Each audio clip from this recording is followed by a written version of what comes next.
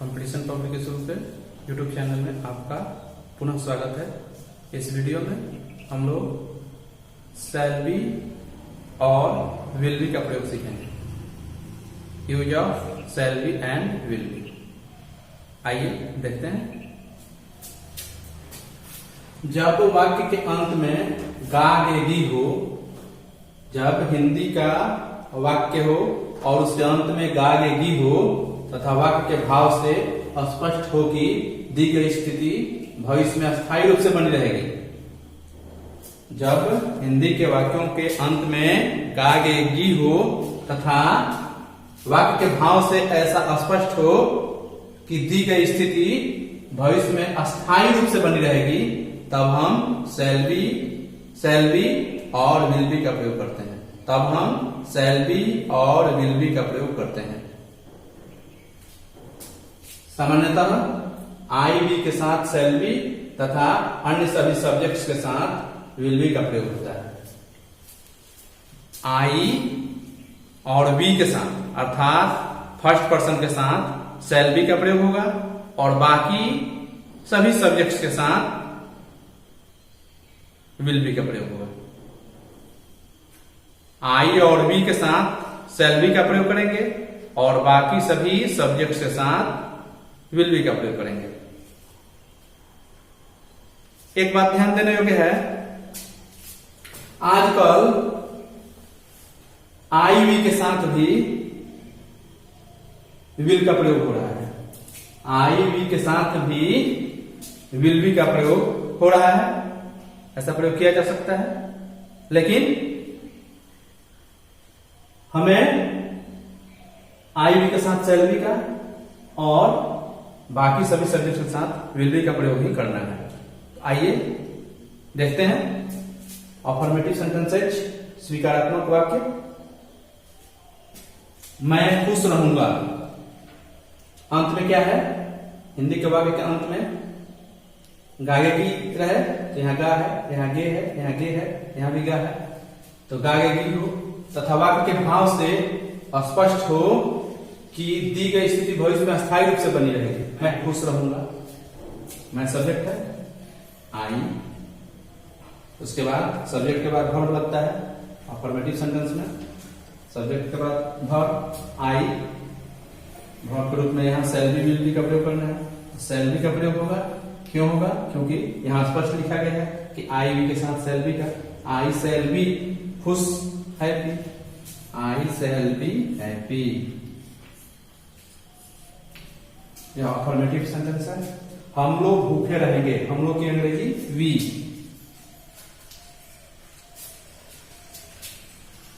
साथ shall be लगेगा। उसके बाद भूखे तो hungry, we shall be hungry. तुम उपस्थित रहोगे। तुम यू सेकंड पर्सन है, इसके साथ विल का प्रयोग होगा। आई वी के साथ शैल बी, बाकी सब के साथ will be. You will be उपस्थित, प्रेजेंट। वह भूखा रहेगा। वह ही रहेगा है, पुडिंग का बहुत हो रहा है तो वह की अंग्रेजी ही। उसके बाद ही के साथ विल बी लगेगा। ही विल बी भूखा तो हंग्री। कुछ और उदाहरण देखते हैं। ये सभी एडजेक्टिव हैं। शैल बी विल बी के बाद एडजेक्टिव का प्रयोग हुआ है। कुछ नाउन के साथ देखते हैं।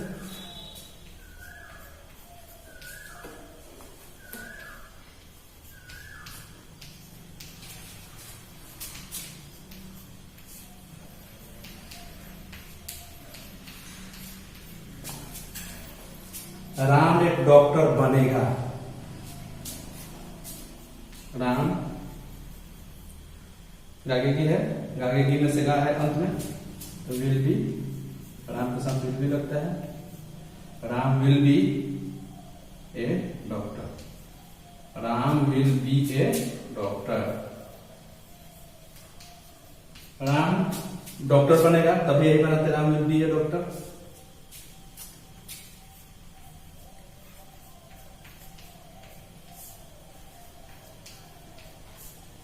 हम लोग नेता बनेंगे,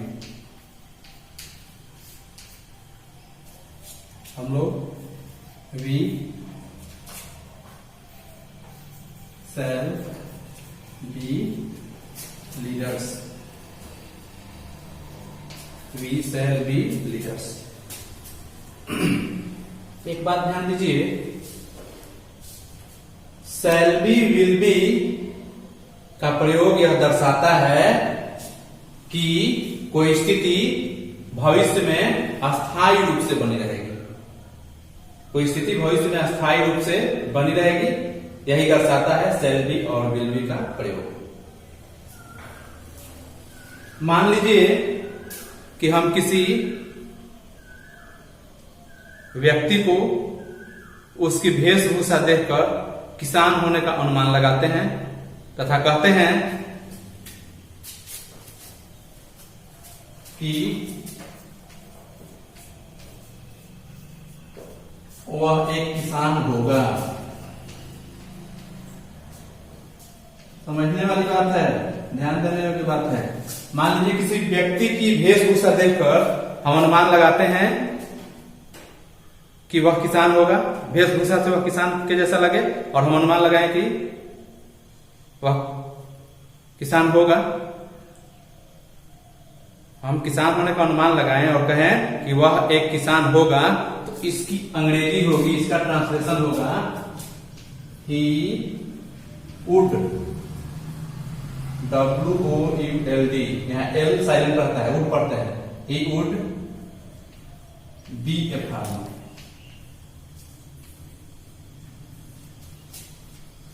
he would be a farmer। अनुमान लगाएं कि किसान है और कहें कि वह एक किसान होगा, तो इसका ट्रांसलेशन होगा he would be a farmer, तथा यह वर्तमान समय का बोध कराएगा, यह वर्तमान समय का बोध कराएगा।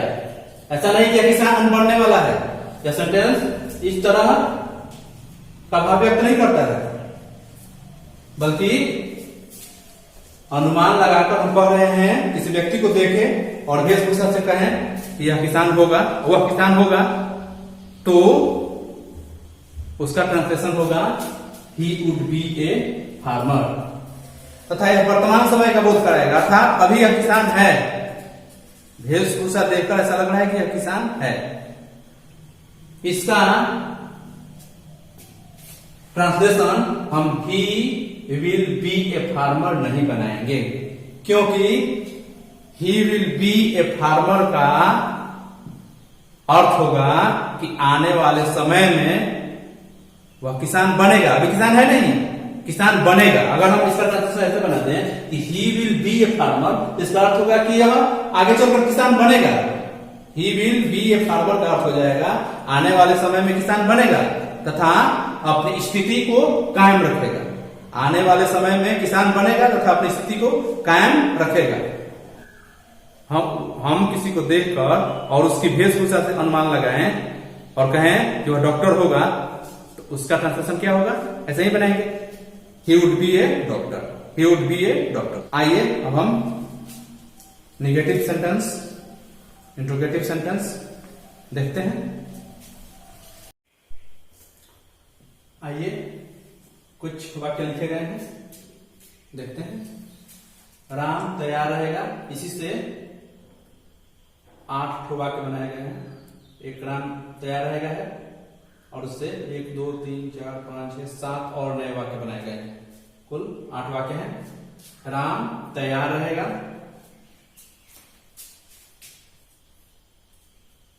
Ram will be ready, Ram will be ready।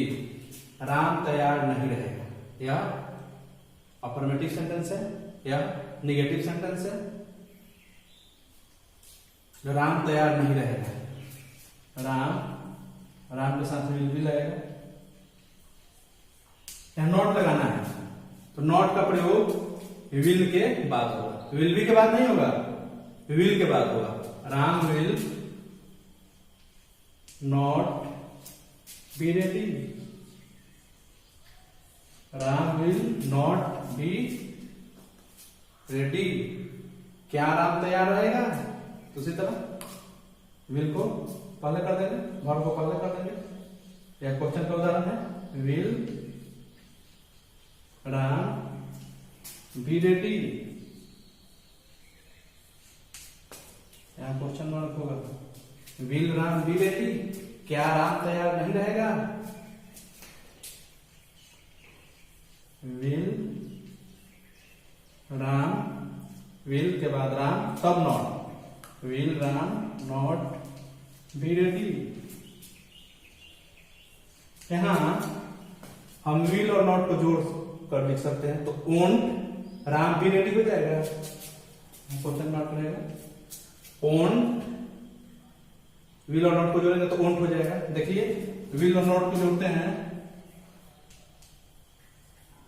तो ओंट होता है, शॉर्ट फॉर्म हो गया। और सेल नॉट को जोड़ते हैं तो शाम होता है।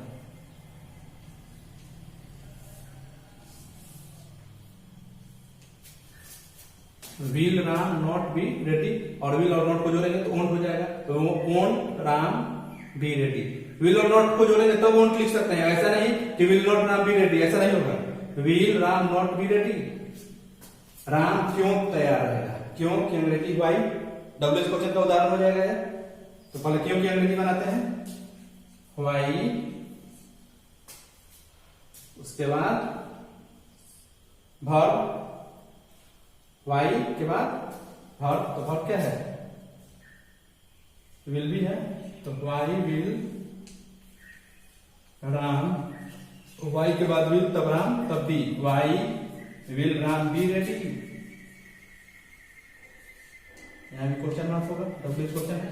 राम कैसे तैयार रहेगा, कैसे किएंगे, हाउ, हाउ के बाद will, how will Ram be ready. Ram कब तैयार रहेगा, कब क्या अंग्रेजी, when, when will Ram be ready.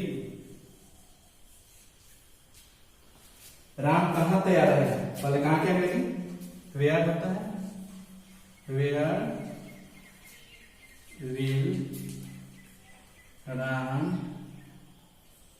B ready. आप एक ठो वाक्य से 7 और नए वाक्य बनाइए और ट्रांसलेशन बनाइए। अब एक और वाक्य पर विचार करते हैं, आइए देखते हैं। कुछ वाक्य हैं, मैं अवश्य तैयार रहूंगा, मोहन अवश्य संतुष्ट होगा, वह अवश्य प्रसन्न रहेगा, तुम अवश्य एक बड़ा आदमी बनोगे। इन सभी वाक्यों में अवश्य का प्रयोग किया गया है। यदि प्रतिज्ञा और दृढ़ निश्चय का भाव दिखाना हो, प्रतिज्ञा तथा दृढ़ निश्चय का भाव दिखाने के लिए आई वी के साथ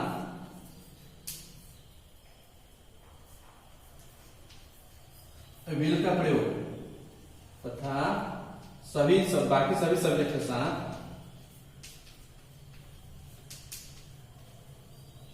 अन्य सभी सब्जेक्ट के साथ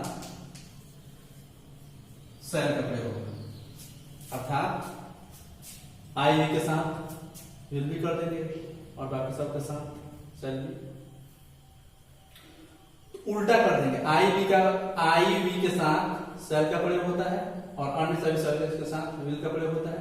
लेकिन यहां हमें उल्टा कर देना है, जब अवश्य हो अर्थात प्रतिज्ञा या दृढ़ निश्चय का भाव दिखाना हो तो हम आई वी के साथ विल लगाएंगे और बाकी सब्जेक्ट के साथ सेल लगाएंगे। अगर हिंदी के वाक्यों में कर्ता के तुरंत बाद अवश्य हो, मैं करता है उसके बाद अवश्य है, मोहन करता है अवश्य है, वह करता है उसके बाद अवश्य है, तुम करता है उसके बाद अवश्य है, तो हिंदी के वाक्यों में कर्ता के तुरंत बाद अवश्य हो तो हमें समझना चाहिए कि प्रतिज्ञा या दृढ़ निश्चय का बोध हो रहा है। ऐसी स्थिति में हम आई हुई के साथ विल लगाएंगे और बाकी सब्जेक्ट के साथ सेल करेंगे। अवश्य की अंग्रेजी अलग से नहीं देनी है, अवश्य के लिए अलग से अंग्रेजी नहीं देनी है। क्या करना है, मैं अवश्य तैयार रहूंगा, आई अवश्य लगा है तो आई के साथ विल कर देना है, I will be ready, I will be ready. Mohan अवश्य संतुष्ट होगा, मोहन के साथ विल लगता है, यहां सेल लगेगा क्योंकि अवश्य है। Mohan cell be satisfied,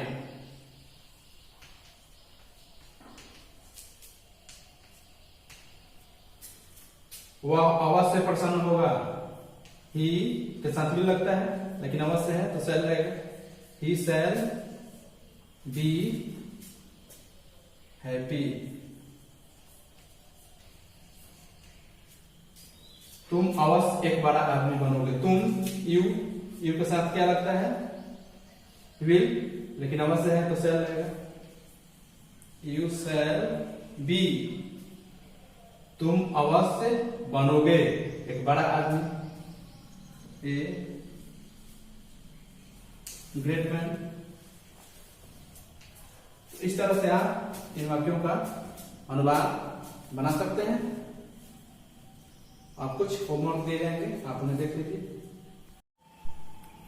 question है ट्रांसलेट इनटू इंग्लिश, अंग्रेजी में अनुवाद करें। आप ईमानदार होंगे, इस पर आप 8 ठो और वाक्य बनाइएगा, 8 ठो और। देखिए कैसे बनाना है।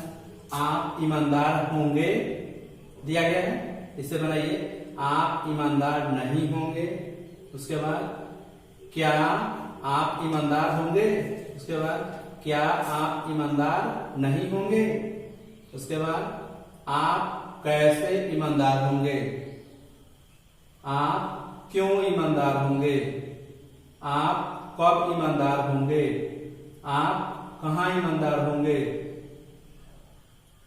और उसके बाद अंत में आप अवश्य ईमानदार होंगे। एक सेंटेंस से 8 सेंटेंस बनाना है। जैसे मेरा पुत्र शिक्षित होगा, मेरा पुत्र शिक्षित नहीं होगा, क्या मेरा पुत्र शिक्षित होगा, क्या मेरा पुत्र शिक्षित नहीं होगा, मेरा पुत्र कब शिक्षित होगा, मेरा पुत्र कैसे शिक्षित होगा, मेरा पुत्र कहां शिक्षित होगा, मेरा पुत्र क्यों शिक्षित होगा, मेरा पुत्र अवश्य शिक्षित होगा। इस तरह आप 1 पर 8 बनाइए, अर्थात ए पर 9 सेंटेंस हो जाएंगे, बी पर 9। इस तरह सभी सेंटेंसेस पहले हिंदी में बनाइए, पहले हिंदी में वाक्य की रचना कीजिए, उसके बाद उसका ट्रांसलेशन बनाइए। जो वर्ड्स दिखाए जाते हैं उन्हें नियमित रूप से याद करते रहिए। मिलते हैं नए टॉपिक के साथ अगले वीडियो में। धन्यवाद।